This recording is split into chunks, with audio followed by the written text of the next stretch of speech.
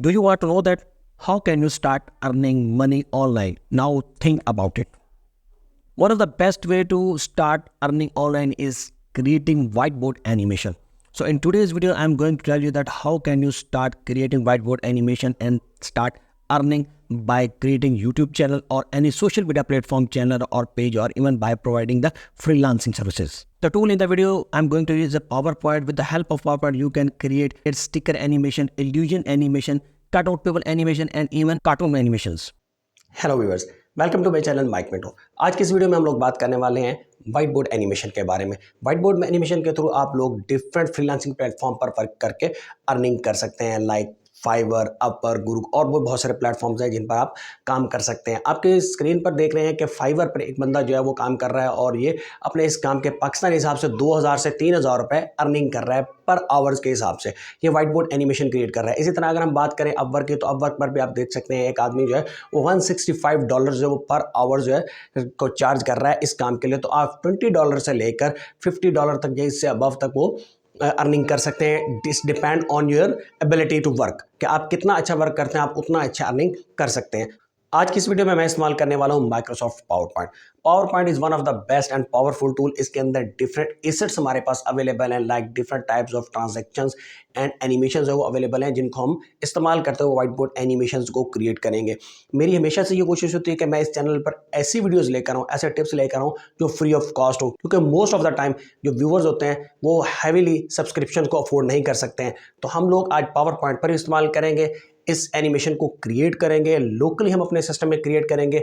आपको किसी भी किस्म की सब्सक्रिप्शन लेने की भी ज़रूरत नहीं है। तो हम लोग स्टेप बाय स्टेप ये सारे चीज़ों से गो थ्रू होंगे। आपने इस पूरी वीडियो को देखना है और समझना है कि किस तरह से आप लोग माइक्रोसॉफ्ट पावर पॉइंट की मदद से एक प्रोफेशनल लेवल की white board animation videos create कर सकते हैं। So don't waste the time, let's get start.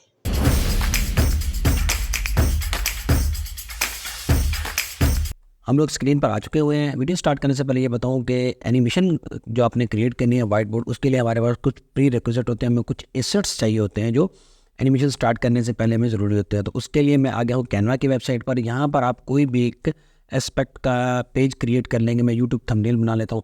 इसमें आपने एलिमेंट्स में जाना है और एलिमेंट्स में जाकर सबसे पहले आपने लिखना है हैंड राइटिंग लिखकर एलिमेंट्स में चेक करेंगे तो आपको डिफरेंट जो है वो हैंड मिल जाएंगे जिनमें राइटिंग होगी या उन्होंने होल्ड किया होगा पेन को। कोई एक भी आप वो सिलेक्ट कर सकते हैं जिसको आप एनिमेशन में इस्तेमाल करना चाहते हैं as a white board animation. इसके साथ साथ हमें कुछ और भी चाहिए होंगे तो आप डिफरेंट जो है वो एलिमेंट्स ले सकते हैं। लाइक मैं मनी बैग जो है उसको यहाँ से ले रहा हूँ, तो ये भी आप यहाँ से ले सकते हैं। और इस तरह कुछ और जो होंगे हमारे पास एलिमेंट्स जो आपको चाहिए होंगे, या जिस लेवल की आप जिस मकसद की आप बना रहे होंगे वाइट बोर्ड एनिमेशन, उसके लिए जो भी आपको एलिमेंट्स चाहिए होंगे वो आप यहाँ से भी डाउनलोड कर सकते हैं या किसी और वेबसाइट से जो फ्री हो। शेयर पे क्लिक करेंगे, डाउनलोड पे आएंगे और इसको ट्रांसपेरेंट जो है वो डाउनलोड कर लेंगे। ये पेड वर्जन में अवेलेबल होगा। अगर आपके पास ये अवेलेबल नहीं है तो आप remove.bg या कोई और रिमूविंग वेबसाइट इस्तेमाल कर सकते हैं। सेकेंडली, हमारे पास माइक्रोसॉफ्ट के अंदर इंसर्ट में जाकर अगर स्टॉक इमेज में चले जाए तो यहाँ पर भी हमारे पास डिफरेंट जो है वो इमेजेस अवेलेबल है। इसके अंदर कटआउट पीपल हैं, स्टिकर्स हैं, कार्टून्स हैं, इलस्ट्रेशंस हैं। तो एक बहुत बड़ा जो है वो ट्री यहाँ पर अवेलेबल है। आप यहाँ से भी जो है कुछ चीज़ें ले सकते हैं जिनकी ज़रूरत हो। जस्ट आपने उसको सिलेक्ट करना है और इंसर्ट पर क्लिक करना है, तो ये हमारी इस डॉक्यूमेंट के अंदर इंसर्ट हो जाएगा, जिनको आप लोग फ्रीली इस्तेमाल कर सकते हैं। बहुत सारे ट्रीज हैं, आप सारे इस्तेमाल कर सकते हैं। अब हम स्टार्ट करते हैं अपनी एनिमेशन को। तो मेरे पास जो पहले फाइल बनी है उसके अंदर ही मैं एक नई स्लाइड जो है वो क्रिएट कर लेता हूँ। इस स्लाइड के ऊपर मैं सबसे पहले क्या करूँगा कि मैं टेक्स्ट ऐड करूँगा। मुझे जो भी टेक्स्ट चाहिए होगा इंसर्ट पे जाकर मैं टेक्स्ट बॉक्स लगाऊंगा और टेक्स्ट बॉक्स लगाने के बाद मुझे जो भी टेक्स्ट लिखना है मैं वो उसको लिख दूंगा। एंड अगेन मैं क्या करूँगा कि मैं इस टेक्स्ट की डिफरेंट कॉपीज़ बनाऊँगा। और कॉपीज़ बनाने के लिए आप Ctrl+C का इस्तेमाल कर सकते हैं, Ctrl+C और भी कॉपी पेस्ट का, या फिर आप कंट्रोल का बटन होल्ड करके माउस के ड्रैग करते जाएंगे तो इस कॉपीज़ बन जाएंगी। बेसिकली जितना हमें टेक्स्ट चाहिए होगा और जिस लेवल पे चाहिए होगा, मतलब जिस पोजीशन पे चाहिए होगा, हम उसको वहीं पे एडजस्ट करेंगे, उतनी कॉपीज़ बनाएंगे, वो टेक्स्ट सारा लिख लेंगे, उनकी जो है फॉर्मेटिंग कर लेंगे, उनके जो समझ लें कि हमारे पास फोर्स होते हैं या डिज़ाइन होते हैं वो हम लोगों ने एडजस्ट कर लेने, और इसके साथ साथ हम उसका साइज़ वगैरह और पोजीशन जो है वो एडजस्ट कर लेंगे। फिर हम लोग नेक्स्ट मूव करेंगे।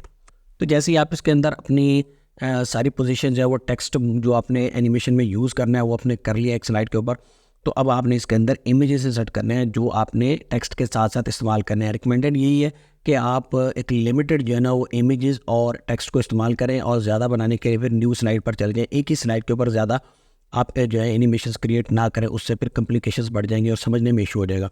तो मैंने ऑलरेडी क्रिएट कर लिया हुआ है, जो हैंड था मैं वो भी ले आया हूँ कैनवा से और बैग भी, और इसके अलावा बाकी मुझे कोई ख़ास चीज़ नहीं चाहिए, बाकी चीज़ें मैंने पावर पॉइंट से ही ली हुई थी।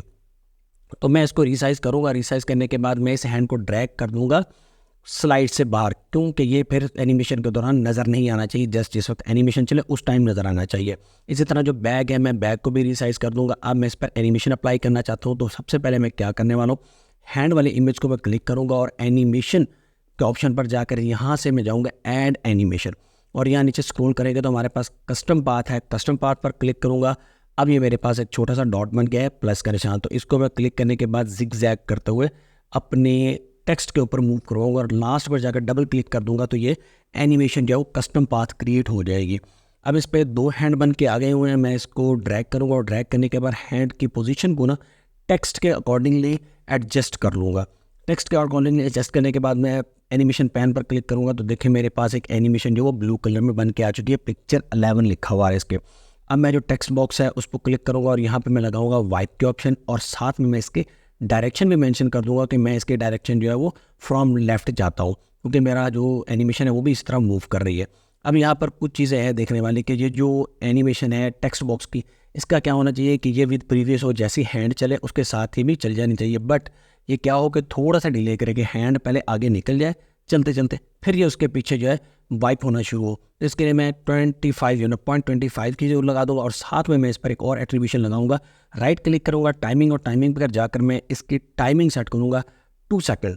मैं इसकी टाइमिंग करता हूँ, आप इसे ज़्यादा करना चाहे तो कर सकते हैं। अब ये इमेज जो है वो ज़बरदस्त बन गया हुआ है। मैं इसको अगर प्ले करूँ तो देखें जैसे हैंड मूव करेगा उसके पीछे 0.25 सेकंड के डिले के साथ जो है ये वाइप होना शुरू हो जाएगा हमारा टेक्स्ट।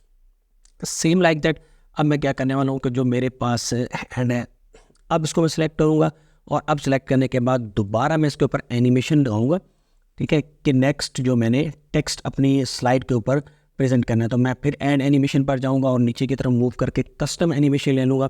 यहाँ पे मैं उसी तरह स्टार्टिंग पॉइंट पर क्लिक करूँगा, जिग जैग करते हुए मैं इसको एंड तक लेके जाऊँगा और एंड पर डबल क्लिक करूँगा, तो ये मेरी एनिमेशन पाथ क्रिएट हो जाएगा। इसको मैं उसी तरह से होल्ड करूँगा और एडजस्ट करूँगा अपने टेक्स्ट के अकॉर्डिंग, कि टेक्स्ट के अकॉर्डिंग ये एडजस्ट हो जाए फिनिशिंग एंड स्टार्ट पार्ट। अब यहाँ पर 2 चीज़ें हैं मेरे पास कि जो मैंने एनिमेशन क्रिएट कर ली है हैंड की, वो तो मुझे हर बार नहीं क्रिएट करनी पड़ेगी, लेकिन जो हमारे पास टेक्स्ट बॉक्स है इसको मैं दोबारा से वही प्रैक्टिस कर सकता हूँ कि उस पर वाइप लगाऊँ, वो लगाऊँ और टाइमिंग लगाऊँ सारा को। दूसरा ऑप्शन ये है कि मैं इस पहले वाले बॉक्स को क्लिक करूँ और ऊपर मेरे पास एक ऑप्शन मुझे था ऐड पॉइंटर का या एनिमेशन पॉइंटर का। मैं इस पर क्लिक करके जैसे ही दूसरी बॉक्स पर लगाऊंगा तो वो सारी एट्रीब्यूशन जो उसकी सारी सेटिंग वो इस पर अप्लाई कर देगा, उसमें किसी भी किस्म की कोई आपको परेशानी नहीं है। तो ये कॉपी हो जाएगा उसका पूरा फॉर्मेट। अब अगर इसको क्लिक करूँ तो देखें ये उसी तरह से चल रहा है जिस तरह से वो है। जस्ट आपने जो है वो इसको एनिमेशन को कॉपी भी कर सकते हैं और ख़ुद से भी क्रिएट कर सकते हैं। एक चीज़ का ख्याल रखना है, वो ये है कि आपने जो भी चीज़ चलानी है उसको साथ साथ प्रीव्यू करके देखना है। अब ये बैग है, मैंने इसके ऊपर जो है वो फ्लॉट की एनिमेशन लगाई है और मैं क्या करता हूँ कि इसको कर देता हूँ विद प्रीवियस, कि जैसे हैंड और मूव करेगा और टेक्स्ट अपीयर होगा तो उसके साथ इसको भी मूव करना चाहिए स्लाइड के ऊपर। तो इसको मैं विद प्रीवियस कर दूँगा। विद प्रीवियस करने का ये फ़ायदा होगा कि ये तीनों एनिमेशन एक साथ चलेंगे। इसी तरह आपको अगर डायरेक्ट एनिमेशन की बात की जाए तो अपने डायरेक्ट पास से एनिमेशन नहीं लगानी, क्योंकि आप इसको एक लगाएंगे तो अगली एनिमेशन आपकी नहीं लगेगी, वो आगे मूव कर जाएगी। सो आपने ऐड एनिमेशन जो आपके पास एक्स्ट्रा आ रहा है साइड पर, वहीं से आपने एनिमेशन लगानी है हर एनिमेशन को, अदरवाइज़ ये एनिमेशन की डुप्लीकेशन क्रिएट नहीं होगी। इसी तरह से जब आप एनिमेशन क्रिएट कर रहे होते हैं तो जिस एंगल पर आप मूवमेंट लगा रहे हैं आपने वाइप की एनिमेशन भी उसी तरह से लगानी है, left right top and bottom, आपके पास सारे ऑप्शंस हैं, आप जिस तरह से भी करेंगे। अब यहाँ पर एक और मज़े की बात यह है कि अगर आप कोई एनिमेशन क्रिएट करते हो और उसमें हैंड की पोजीशन ठीक नहीं है तो आप उसको इस तरह से रोटेट भी कर सकते हैं और रोटेट करके भी एडजस्ट कर सकते हैं। इट्स अप टू यू कि आप उसको किस एंगल पर क्रिएट करना चाहते हैं। तो आप इसको रोटेशन के थ्रू भी एंगल को क्रिएट करके ठीक कर सकते हैं जो हैंड का एंगल होगा। और यहाँ पर एक और चीज़ रिकमेंडेड ये है कि आप कोशिश करें जब भी हैंड की जो है वो मूवमेंट स्टार्ट हो तो उसको आप ऑन क्लिक या आफ्टर प्रीवियस लगाएं, उसको विद प्रीवियस ना लगाएं। It is a best practice. उम्मीद करता हूँ कि इस वीडियो से आपको बहुत कुछ नया सीखने को मिला होगा। अगर मेरी ये वीडियो अच्छी लगी तो please like and subscribe and do comments in comment section.